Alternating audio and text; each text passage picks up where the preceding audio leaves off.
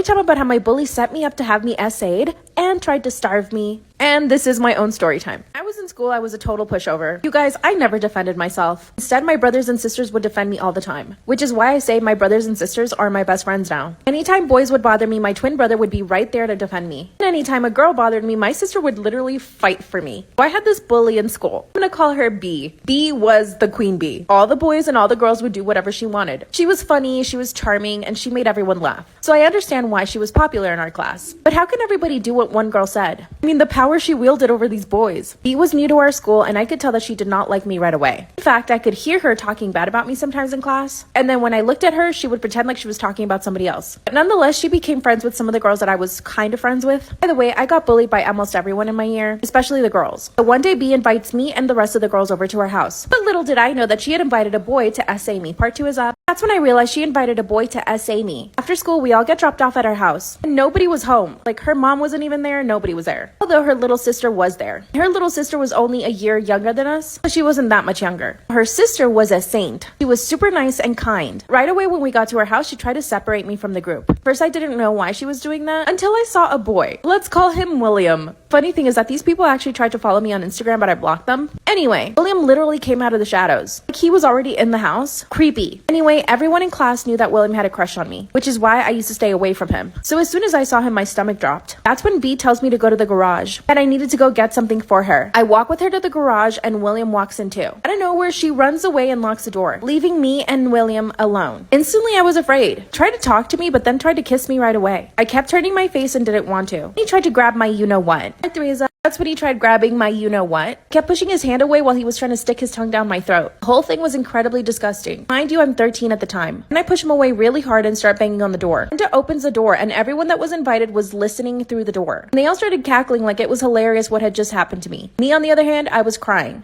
I called my mom and asked her to pick me up, but my mom couldn't come right away. It would be like another hour before she could. William left and I felt much better. B then gave me a half-ass apology, which I look back and I'm like, at least she did, but still not cool. That's when she starts offering everyone food except for me. She warmed up tortillas and scrambled eggs and made everyone a plate, except for me. She looked at me and said, oh, there isn't enough for everybody. That's when her little sister comes up to her and says, stop being so mean, give her food. Her sister took me to the kitchen, warmed me up a tortilla and some of the leftover eggs. I sat down there with her sister and we both ate together. After that, her sister and I became friends, but B was so mad that her sister gave me food. They even got into a huge fight in front of us. Moral of the story, if your bully ever invites you over, just don't go. I have so many more personal stories. Should I do more? Story time about how my mother-in-law accused me of cheating on her son. Disclaimer, it's not my story time, it's not on my Instagram. My evil mother-in-law is the worst of the worst. The moment I started dating her perfect little son, she would make judgmental comments on my body, and if I was ever in the kitchen cooking, she would be there to try to criticize everything that I would do. When my husband and I finally got pregnant, she pretended to be happy. I could see deep down inside she was hating the fact that I was pregnant. I think she always had the hope that he would leave me. But let me give you some background info on my husband.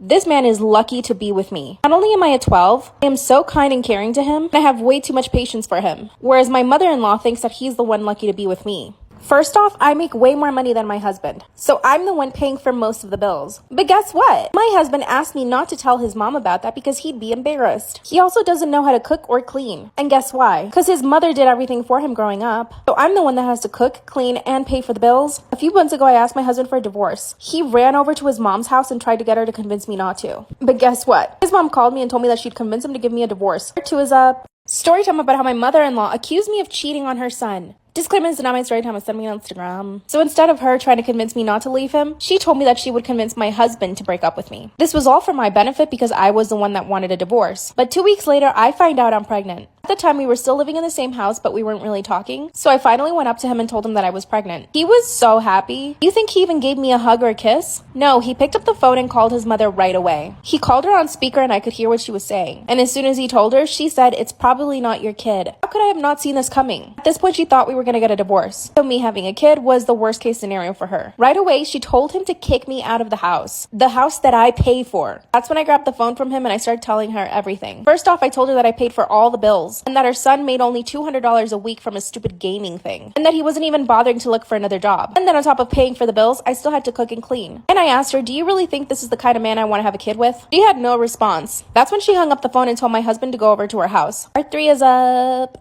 Story time about how my mother-in-law accused me of cheating on her son. Disclaimer is now my story time and send me on Instagram. When I broke the news to her that he didn't pay for any of the bills and that I was paying for the house, she literally lost her shit. My husband hung up the phone and told me that he would never speak to me again. God, if only that were true. Then he goes over to his mom's house and guess what? An hour later, he demands I go over to her house to apologize to his mother. I said that I would, but instead, I went over there and told her some more truths. I ended up telling her that her son told me not to tell her that he didn't make any money, and that the whole time he and I were together, she thought that he was paying for all the bills. Then I said, aren't you embarrassed that your son is like that? That's when she told me the only way she would accept my child was with a paternity test. Am I supposed to do that with the baby in my belly? Finally, the baby was born and I was able to prove that it was his son. My husband wants us to stay together, but his mom keeps criticizing me. Every time she sees the kid, she says it doesn't look like my husband, even though I already proved that it was his. I think that I should get a divorce. I'm afraid my mother-in-law might do something to the baby. My husband thinks I'm just overreacting. What should I do?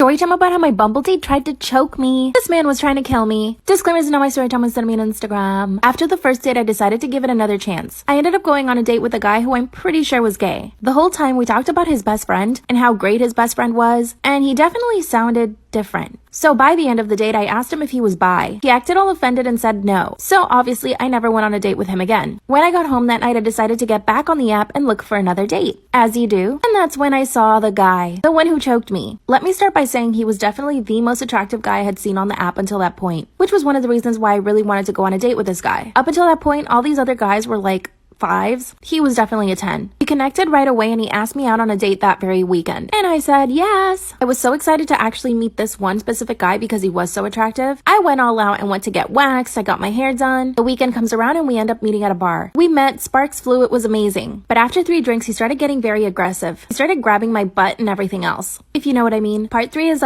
story time about how my Bumble date tried to choke me. I mean, he was literally trying to kill me. Disclaimers is not my story time. I was sending me on Instagram. This was by far the worst date I've ever been on. Let me just say, I've had really bad dates. A little backstory. It all started last year when I left my broke-ass boyfriend. He would expect me to pay for everything because I was earning more money than him. So literally from one day to the next, I kicked him out of my apartment and I had all this newfound freedom. Now here's the thing. My friends all use dating apps and they never had such bad experiences, so I figured I should try it out too. To tell you that one of my best friends got married to one of her Bumble dates, I had high hopes. I downloaded Bumble the day after I broke up with my boyfriend. It was probably too soon, but honestly, I was just trying to have fun. My first date was okay. I wasn't necessarily attracted to this guy, but he was very successful and very funny. And when a guy can make me laugh, that goes a long way. So it kind of tricked me into believing that he was like, okay. So I decided to go on another date with him. Only the second time, all he kept talking about was Trump. So I got up from the table and I left him there. I mean, that's one thing about me. If I don't like you, I will straight up leave the table. I mean, I'm not wasting my precious time on some guy. Part 2 is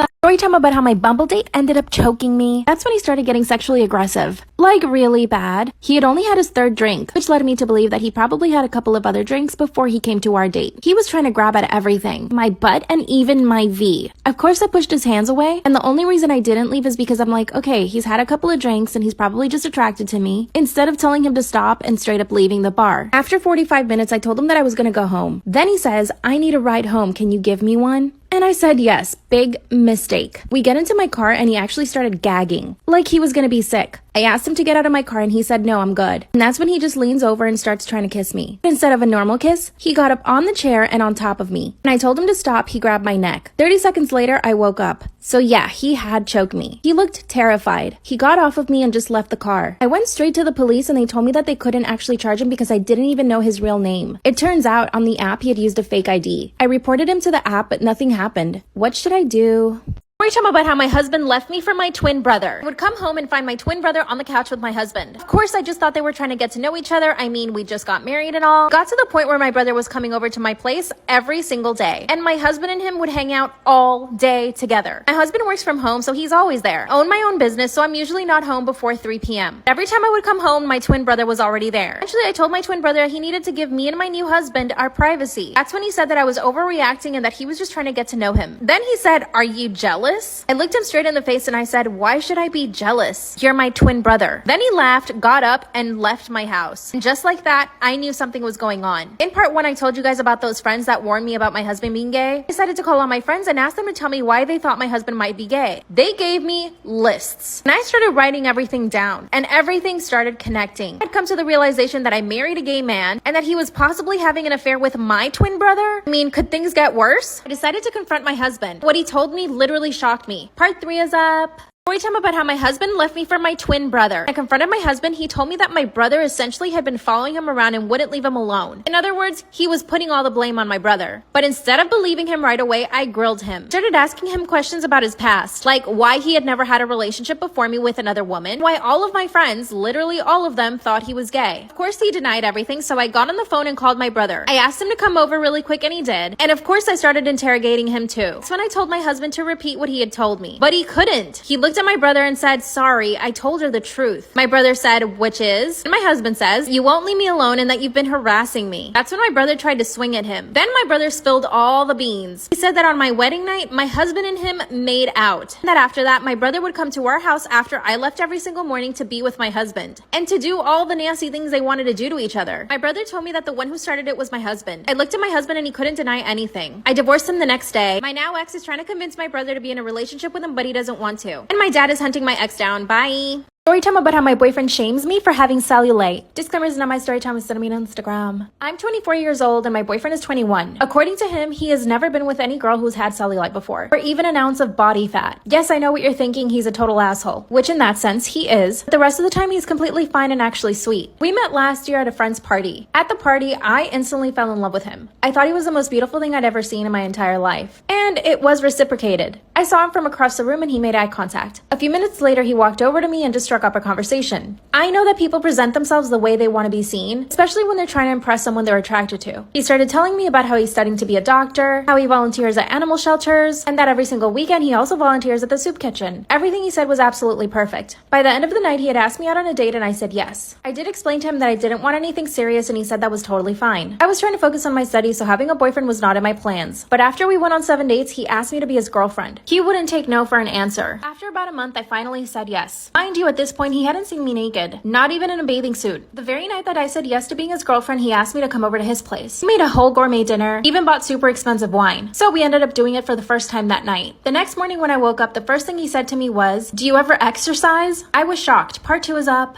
Story time about how I was voted the ugliest girl in high school. Disclaimer is not my story time, it's sending me on Instagram. Growing up, I was really awkward. My parents always used to call me the ugly duckling, but my dad told me not to worry, that when I would grow up, I would become beautiful. Honestly, this really stuck to my head, and I am very beautiful now. I used to have braces, acne. My hair has always been curly, but I didn't know how to treat it back then. My mom had really straight hair, so she had no idea how to do my hair either. And this was the toughest thing for me. I would show up to school with knots in my hair because I didn't even know how to brush it. Eventually, my mom did start taking better care of my hair, which really helped. I also didn't know how to dress for my body. I wore big hoodies, big t-shirts, while the other girls in my high school dressed for their body type. I honestly just had no clue. I did get bullied, but mostly by boys. I think the girls probably just felt bad for me, so I never really had problems with other girls. A group of boys would always bother me. One of them even asked me out, pretending that he wanted to go out with me. Of course I said yes because I actually believed him. He asked me to go to the movies, and when I showed up, he wasn't there. I decided to go watch the movie anyway, but the next day in school, I couldn't hear the end of it. To my face, this guy called me stupid. A few days later, they made a list of the ugliest girls. Part 2 is up.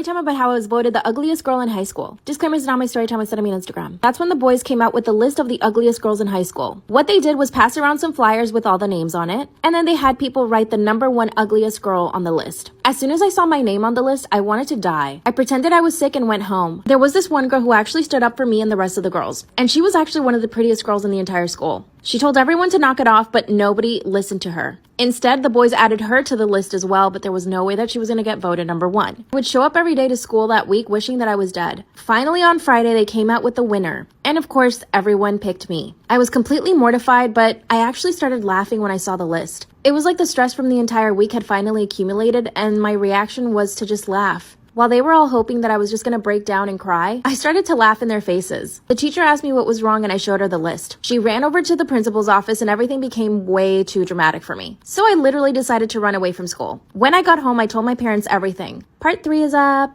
Time about how I was voted the ugliest girl in high school. Disclaimer is not my story time, it's sending me on Instagram. When I got home and told my parents what happened, my dad actually started to cry. He actually did feel really bad for me. They sat me down and told me that looks weren't everything. That's when my dad told me again that I would grow out of this awkward phase. Then they decided to take me shopping to the mall. We went into this really cute clothing store that I had always wanted to go to but never had the courage to, and they actually bought me a full wardrobe. After that, that's when my mom took me to a salon and they actually did my hair. They gave me a whole hair care routine, which I had never even heard of before, and I even went and got some Noxzema, which actually the Noxzema really worked for my acne. So when I got back to school, I felt like a different person, but not really because I was still me. The principal had gone out of her way to make all the boys pay, but really they only got suspension and didn't go to school for a week. The rest of high school was actually not that bad. I did look a lot better. 5 years later, I'm absolutely gorgeous. And guess what? One of the boys who bullied me actually slipped into my DMs last week. What should I say?